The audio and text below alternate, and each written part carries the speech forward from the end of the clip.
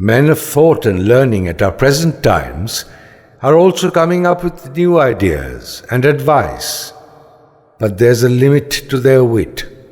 Thus, they often arrive at a stage when they get confounded because of their own limitations, and then go back to the old and established thought reserves of earlier times.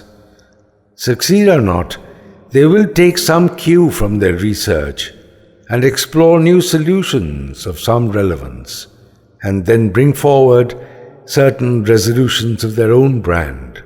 For example, they would make some study of the anatomical assessment of the composition of blood, calculate the components, the countless red molecules in the blood, and then, basing upon their findings, arrive at a certain percentage of the elements in the body content which would be acceptable as normal. Thus the physicians would deal with the cases in their hands on the basis of the agreed parameters. Here a question may be raised regarding the accuracy of the researchers' findings and prescriptions according to the percentage formulae about the composition of blood and other elements in the patient's body structure. Such accuracy, however, may not be guaranteed, yet practices and servicings are mostly going on according to presumptions, I could say. The case is almost the same in the sphere of nature too. Philosophers and scientists bequeath to mankind important theories and wise findings, along with sufficient data information, but none can vouchsafe that all their findings and decisions were absolutely correct. In many cases of their study and research, they could make only some partial headway, but they had to put in at a certain stage. It is beyond man's capacity to break through the mystery around any particular substance in nature, identify by names different elements of nature. Only some cursory efforts were made and put up some identity tags on the live elemental phenomena emanating from nature. They were able to make differentiation of the 5 elements only and identify them as Khiti, Aap, Tej, Marut and Bom. Personally also, you can test yourself if you can to track the root of your lineage. You go back from generation to generation. Father, grandfather, great-grandfather. Then after some stages you have to halt because the long past history is untraceable and beyond your reach.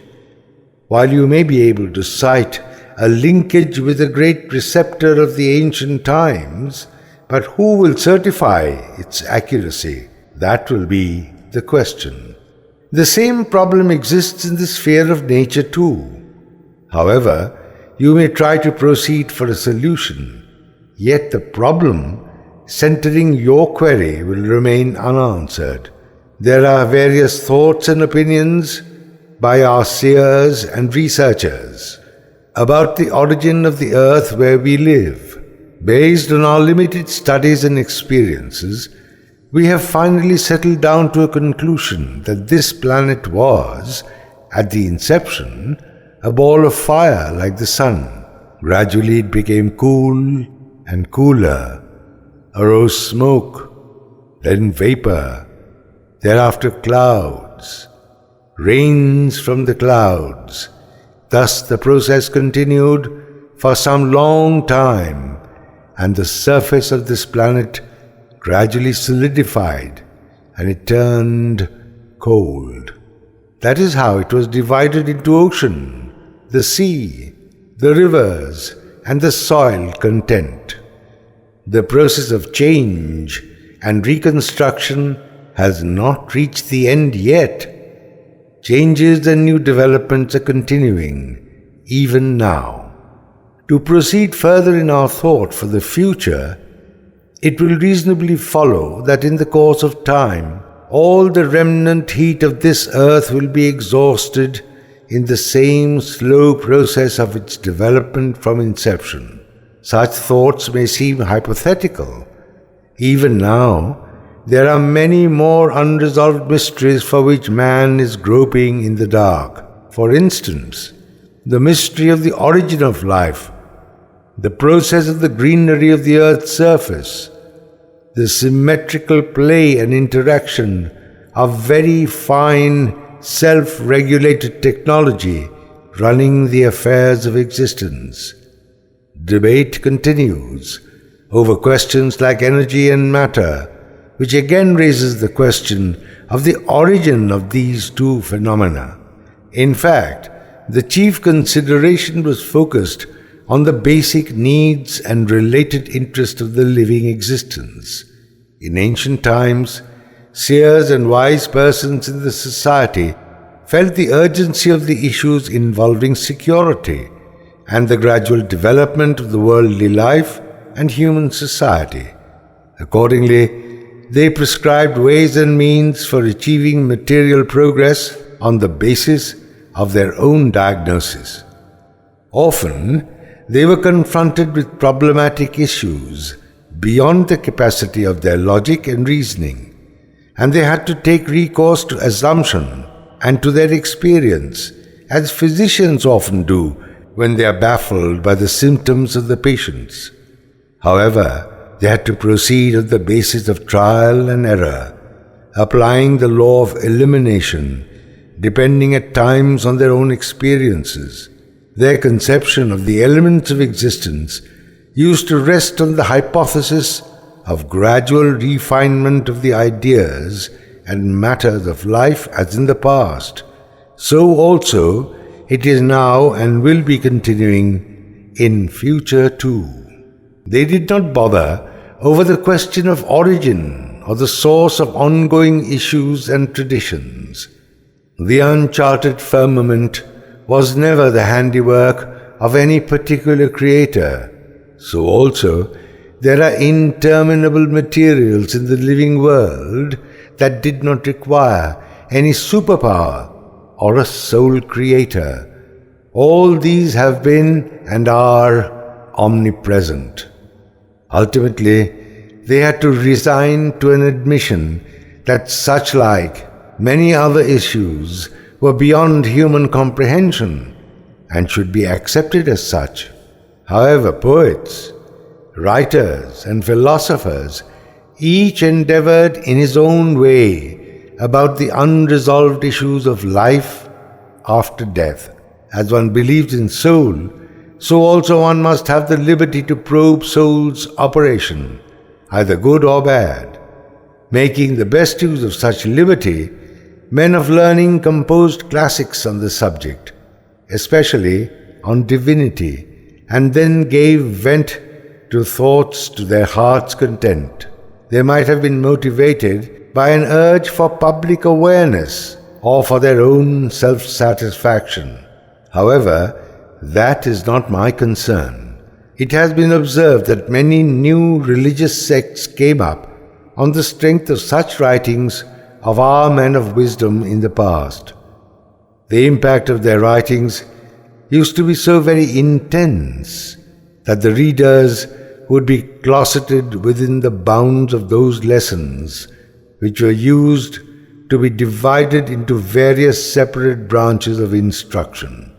All routes to reasoning and credibility would be closed, and the end result would be the multiplicity of religious thoughts. That is how an atmosphere of indecision started to emerge among the people. This led to the difference of opinion, difference of faith, and gradual lack of homogeneity. All these differences of thought and faith resulted in indiscipline, complaints, and grievances among different sections of the society, the rulers and the ruled, the rich and the poor, and ultimately there arose the communal feuds and inter-party conflicts. Another section of intellectuals and researchers avoided all such superficial lines of arguments and did not bother to concern themselves with life after death. To them, this world of existence was all that mattered. If there be growth, ultimately that will come to its end here itself. Nothing will continue in existence. The concept of the soul, Brahma, the world of life, and life after death, these were mere matters of imagination or surmise. Everything that we experience here in life emerges from energy and matter. As you find fiery sparks come out by repeated strikes on stones, so also this physical life, consciousness, wit, all these come out from the interaction of matter. In their opinion, life needs its end at death. Any thought of the continuation of life, or its contrary, will be inimical to the mental strength and the working capacity of mankind. It will spoil the backbone of the human progeny itself. The devil will enter its way of thinking and drive on and obstruct the way that is essential for one's growth and development. Gradually, there will be differences of opinion, lack of faith among different groups and different opinions, and a tendency of dependence on destiny. That is why they disregarded the possibility of any future life. They disagreed with the hypothesis of future life, divinity, destiny, etc., which in their opinion were the creation of people of indecision. That is how they could build up a new line of thought on physical existence. Not only that, they endeavored to establish their new theory of practical illustration.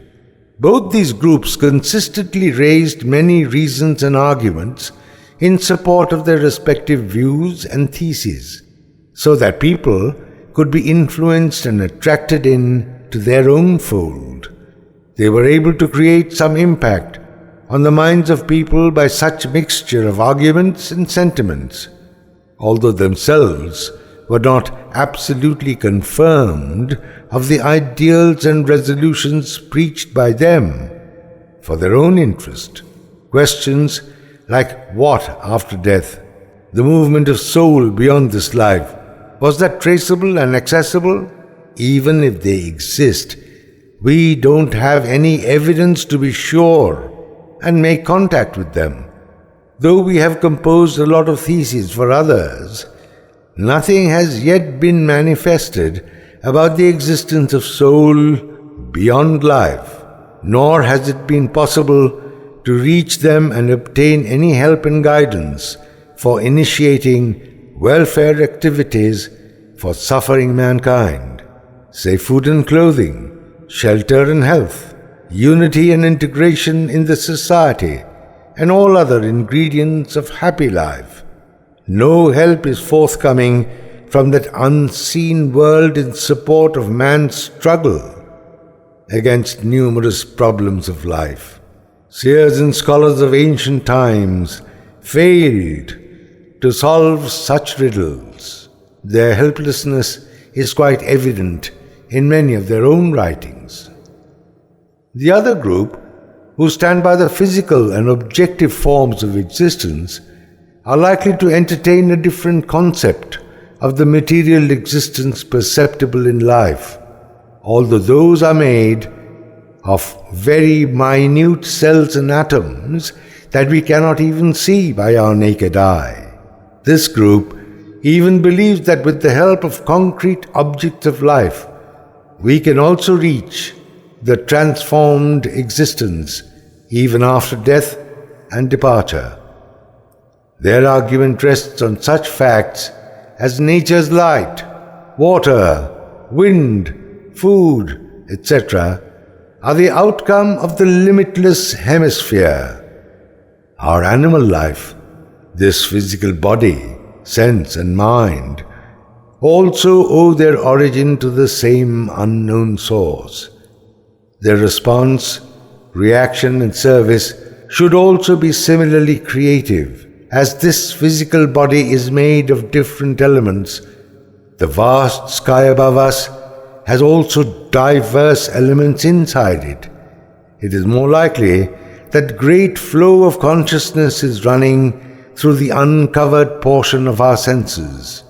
In this way, it is found that those who are in favor of only the physical world have also some incoherence in their own line of thinking. All these different groups of thoughts and research are keen to establish and spread their own line of faith among the common people. Sometimes their arguments are so strong that they are not easy to refute. Yet, one cannot be convinced all at once. As we go through their writings and resolutions, we never feel totally convinced of the ultimate truth with the help of their arguments. Often it is felt that instead of convincing arguments, they were led by hypothetical ideas or metaphysics, something like surmise or conjecture that cannot be established by any evidence. So we may come to a conclusion that whatever they wrote and preached was based on imagination and ordinary concepts, unsupported by pure logic and reasoning. Dispute is unavoidable wherever there is competition among the seers in support of their own distinct line of life's philosophy. That is how the clash of thoughts occur among people, resulting in the classification of believers and non-believers, the party line and communalism. It may be argued that all these different groups of philosophers were partly true and partly untrue. If examined analytically and without any presumption, none were absolutely correct.